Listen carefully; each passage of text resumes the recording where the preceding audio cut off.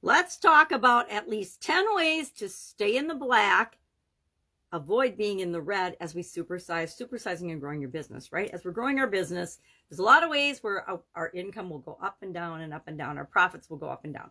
This is an idiom or an expression, a financial idiom or expression for the month of May, Money May, that is from the first half of the 1900s. It comes literally from accountants entering data. Back in the days when they did it by hand, they would do it in pen.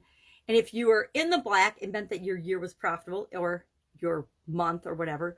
Or if you were in the red, it meant that you had a loss for the accounting period, usually a year. And even today, as we do our financial statements and documentation on the computer, we can select different colored fonts. And I always, since I learned in the olden days, black was good, red was bad, positive and negative, I still will color my financial documents. And if I have a loss or an expense or a negative, a withdrawal, I'll put that in red, because that is a quick visual way for me to look at and see and keep track of what's going on in my business or my various businesses. So from the accounting terms, now, what are some ways to make sure we stay in the black and get out of the red as quickly as possible, or avoid going into the red? Now, if I'm tracking and using red for expenses, it's not the same as if I'm using it for my overall profitability and financial statements. So let's talk about it as if it's our overall profitability, not just plus and minus and expenses versus assets and income, etc. So what are some ways that we can make sure we stay in the black and out of the red?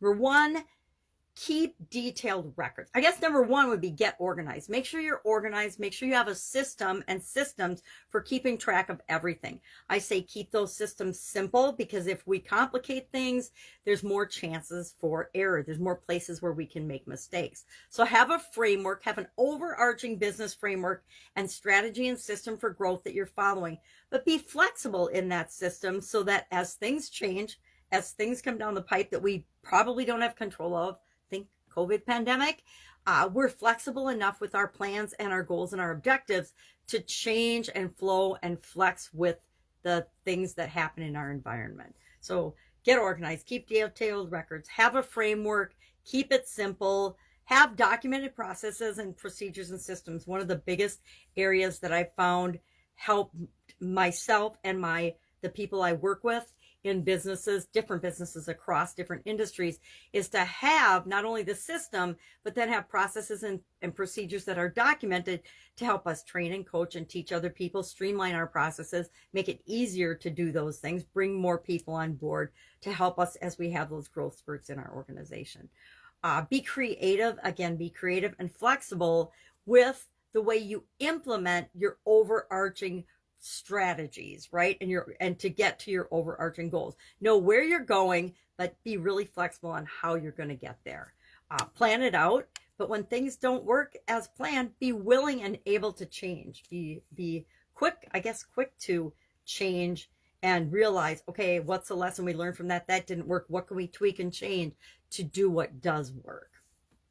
Stay focused on your goals and objectives, your vision, your mission, your purpose, what it is that you're creating in your business. It's easy in this day and age with everybody vying for your attention, our attention, to follow different paths, to get sidetracked, to get pulled off to different directions.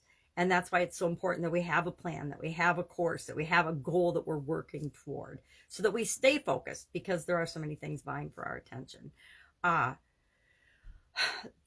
lot of people like to say, prepare to make sacrifices. Building a business and supersizing your business requires hustle and hard work and sacrifice. I agree. It requires work, effort, and hard work, usually for spurts and periods of time. Prolonged focus and hard work will get you burnt out. Been there, done that. But it's going to require that you're focused, that you're dedicated, that you're committed, that you're consistent, that you do the work that's required to create what it is that you want. A lot of people call that sacrifice. I call it choice. If I'm making a choice to do something and to focus on building my business and not spend time vacationing, traveling, doing fun things with my family or my friends, it's because I am making a choice, not because I'm sacrificing it. And I think that that tweak in terminology makes all the difference in our stress level and our emotional mindset, which is so critical to supersizing and growing our business. I mentioned be consistent. People need to know both inside and outside of your organization what to expect of you as well as a leader, as well as your company. Who do you serve? How do you serve them? We want to be customer focused, but we're also taking care of the people that are helping us to build our business, right? So we're customer focused. All of us in the organization are customer focused, but our job as the leader is to make sure that we're taking care of our people and being our team focused and employee focused, as well as customer focused. If we take care of our team, they'll take care of our customers. At least that's been my experience. Know what your competitive advantage is. What's your competitive edge? Capitalize on that. If you're not knowing and having one, it's an area that you need to do some work on, because in order to supersize and grow your business, you have to have something that you offer the people that you serve better, faster, easier, more efficiently, more effectively than anybody else does. And it might just be the level of service and attention that you pay to your customers. It can be anything, but whatever it is, it's got to be something, especially in the noisy world and the environment that we live in these days. Provide great customer service. I think that goes without saying.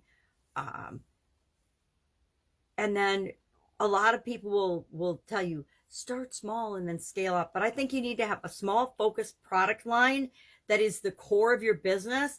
And then you can test and tweak other things around that I call it a value ladder. Learned that from Russell Brunson. Around your value ladder, the things that you offer people at different tiers in your business, keep that simple, but then play around the edges of that to see what you do want to add in order to scale up and grow and supersize your business.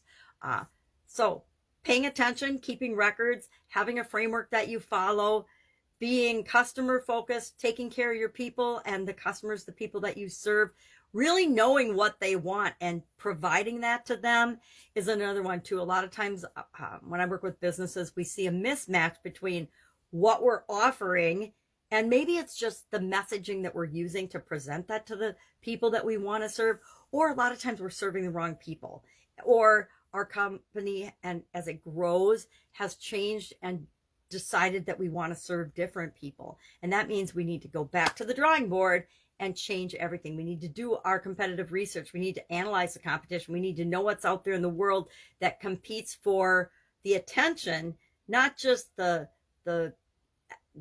dollars of our customers, but their attention. Because if they don't even have extra attention, or they can't even see us, they're not going to spend their money with us.